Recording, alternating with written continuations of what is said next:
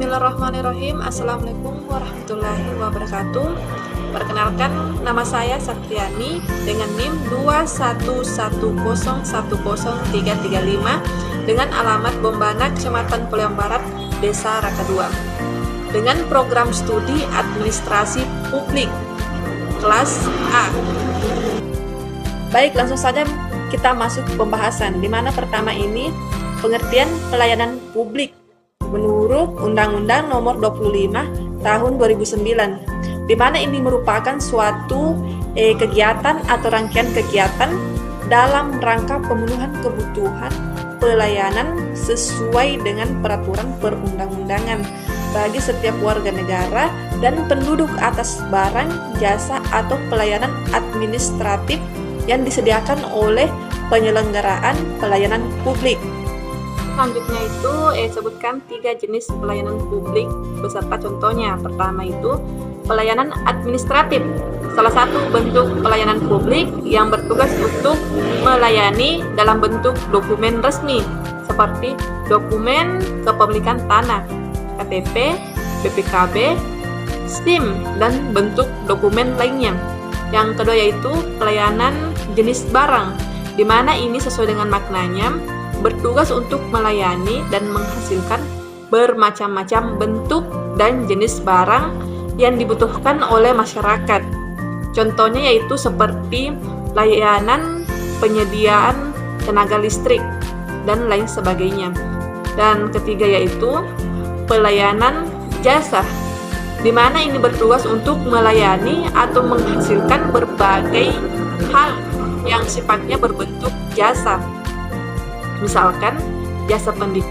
Selanjutnya itu prinsip pelayanan publik didasarkan pada keputusan Menpan nomor 63 pada tahun 2003, memuat beberapa prinsip pelayanan publik, yaitu pertama, kesederhanaan.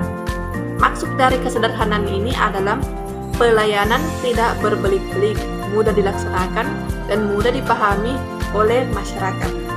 Dan kedua yaitu kejelasan, di mana prinsip yang kedua ini adalah memiliki unsur kejelasan, baik itu secara teknis ataupun jenis secara administratif. Jadi, jika pelayanan publik kurang jelas dan prosesnya berputar-putar, itu perlu kita pertanyakan. Dan ketiga yaitu kepastian waktu, di mana segala aktivitas dan kegiatan waktunya sudah ditentukan, misalkan pembuatan KTP, di mana ini harus memiliki kepastian waktu kapan pembuatan KTP tersebut akan diselesaikan. Dan keempat yaitu akurasi. Jadi yang dimaksud akurasi adalah bekerja berdasarkan dengan prosedur dan syarat dan pelayanan publik yang diterima dengan tepat, benar, dan sah. Dan kelima yaitu keamanan. Tentu saja dari segi keamanan, prinsip kerjanya memberikan kepastian hukum sehingga masyarakat pun merasa aman, misalkan memberikan fasilitas keamanan kepada seluruh masyarakat. Dan keenam yaitu tanggung jawab. Adapun prinsip lain yaitu bekerja dengan rasa tanggung jawab terhadap apa yang dikerjakan tanpa mengeluh dan siap membantu masyarakat untuk kepentingan pelayanan publik, misalkan bertanggung jawab atas keluhan masyarakat. Dan ketujuh yaitu kelengkapan sarana dan prasarana. Saat kita berhadapan dengan kepentingan pelayanan publik, masyarakat dituntut untuk memperhatikan kelengkapan berkas atau surat yang dibutuhkan oleh tim pekerja pelayanan publik. Contohnya yaitu sarana dan prasarana beroperasi dengan efektif dan efisien. Selanjutnya yaitu kemudahan akses adalah untuk mengetahui apakah pelayanan yang dijalankan ini memadai dan terjangkau untuk masyarakat. termasuk kemudahan akses yang bersifat modern lewat kemudahan informatika dan telekomunikasi. Contohnya yaitu seperti siswa dapat mengakses internet sebagai media belajar. Kesembilan yaitu kedisiplinan, yaitu jadi orang yang bekerja sebagai pelayanan publik dituntut untuk bersikap disiplin saat memberikan suatu pelayanan kepada masyarakat yang memiliki berbagai macam karakter. Contohnya yaitu sebagai pelayan masyarakat wajib datang dengan tepat waktu sesuai dengan SOP dalam memberikan pelayanan kepada masyarakat.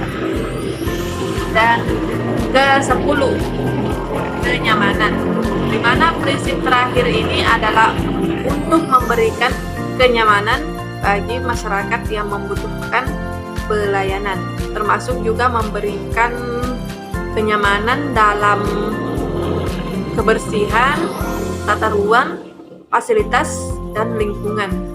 Contohnya itu seperti tersedianya suatu fasilitas lengkap seperti AC dalam ruangan, memberikan suatu layanan kepada masyarakat. Baik, materi selanjutnya itu sebut dan jelaskan materi yang didapatkan dalam tugas presentasi, yaitu dalam materi, terutama materi presentasi saya dengan tema mengelola biaya pelayanan dengan submateri public value dan biaya service delivery, di mana dalam mengelola biaya pelayanan menjadi suatu manajemen yang dilakukan pemerintah atau organisasi publik untuk mengelola biaya-biaya yang dikeluarkan dalam memberikan pelayanan publik kepada masyarakat dengan tujuan untuk meningkatkan efisiensi, efektivitas penggunaan sumber daya sehingga dapat memberikan pelayanan berkualitas dengan biaya minimal kepada masyarakat dan didukung subpembahasan public value, di mana masyarakat dapat memberikan suatu penilaian terhadap pelayanan publik yang diberikan oleh pemerintah, baik itu positif maupun negatifnya. Dan biaya service delivery, yaitu bentuk jasa yang diberikan kemudahan berupa pelayanan publik untuk mengantarkan pesanan yang dipesan oleh masyarakat ke suatu tempat sesuai keinginan masyarakat. Selanjutnya itu dengan materi perkembangan paradigma pelayanan publik. Menurut Den Haag mengungkapkan bahwa terdapat 3 perspektif, yaitu ada paradigma pertama OPA, dan kedua NPM, dan ketiga NPS. Dengan submateri pertama itu All Public Administration atau OPA, di mana paradigma ini berkembang pada awal kemunculan ilmu administrasi negara. Menurut Den Haag, fokus pemerintah pada pelayanan publik secara langsung melalui badan-badan pemerintah, dan pada paradigma kedua New Public Management atau NPM. Pada paradigma ini administrasi negara menggerakkan sektor bisnis, dan pada paradigma ketiga atau dikenal dengan New Public Service atau NPS, di mana pada paradigma ini pemerintah berlandaskan pada demokrasi dan mengutamakan kepentingan publik atau masyarakat.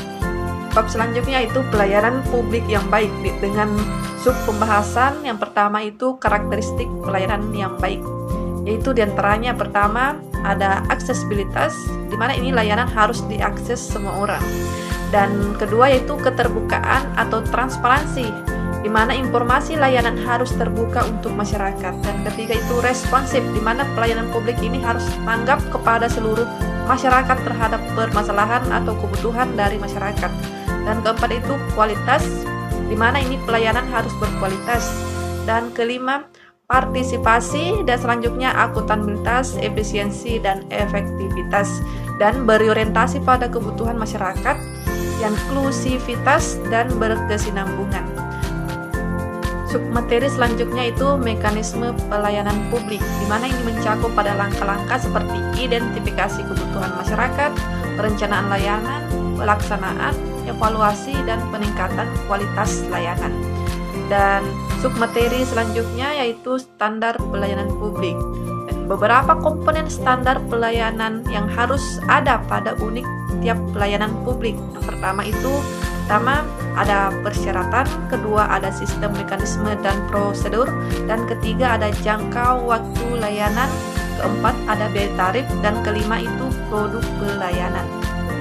Oke, bab selanjutnya itu dengan tema mengelola sumber daya manusia pelayanan publik, di mana ini submaterinya yang pertama yaitu motivasi manajemen pelayanan publik, di mana ini merupakan suatu daya pendorong terhadap seseorang untuk melakukan suatu kegiatan terhadap memberi suatu pelayanan kepada masyarakat. Dan submateri kedua itu ada profesionalisme dengan prinsip keahlian, tanggung jawab, dan norma.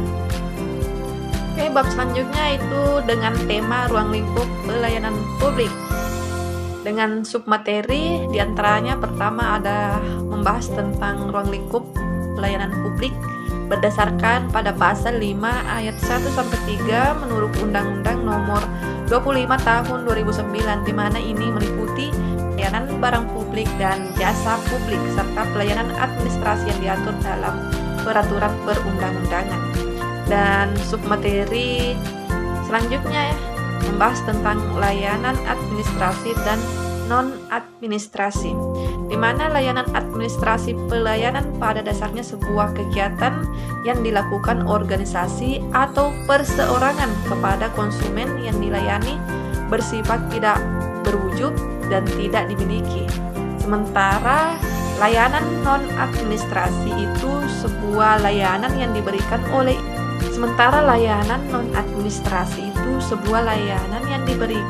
individu yang memerlukan suatu pelayanan guna tercapainya keinginan dari individu yang memerlukan layanan dan individu yang memberikan suatu layanan. Dan submateri selanjutnya yaitu barang dan jasa publik, di mana barang publik adalah barang yang penggunaannya memiliki ciri non-rivalry seperti udara, jalan, jembatan, dan lain sebagainya. Sementara jasa publik adalah produk yang menyangkut kebutuhan hidup orang publik seperti jasa guru dan lain sebagainya. Submateri selanjutnya yaitu karakteristik barang dan jasa publik. Yang pertama itu barang atau jasa publik atau common for goods atau barang dan jasa milik bersama. Dan ketiga yaitu barang atau jasa privat. Dan kelima barang tool dan peralatan publik.